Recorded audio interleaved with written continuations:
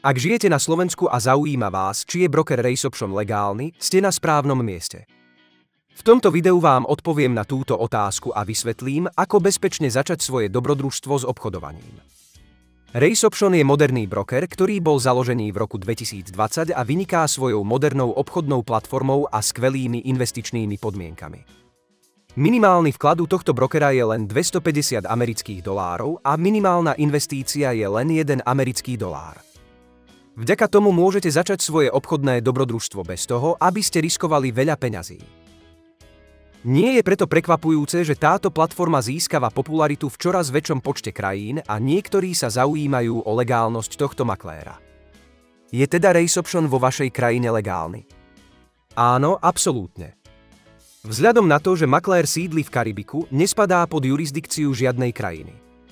Jediné obmedzenie, ktoré s tým súvisí, je skutočnosť, že maklér nemôže vykonávať propagačné kampane v krajinách, kde je zakázané online obchodovanie.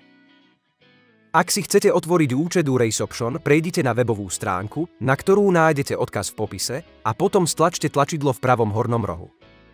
Tu zadajte svoju e-mailovú adresu a heslo a potom vyberte preferovanú menu účtu. Vytvorenie účtu potom potvrďte tlačidlom. Po otvorení účtu budete automaticky presunutí do obchodnej platformy.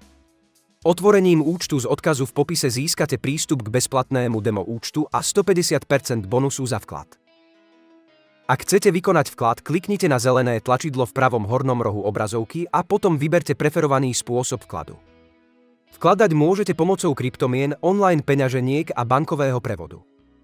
Spôsoby vkladu a výberu sa v jednotlivých krajinách líšia. Ak chcete vybrať peniaze, musíte overiť svoj účet, čo si vyžaduje doklad totožnosti a adresu. Dúfam, že vám toto video pomohlo. Ak áno, zanechajte like a prihláste sa na odber môjho kanála, aby ste boli informovaní o nových finančných videách. Do budúcna.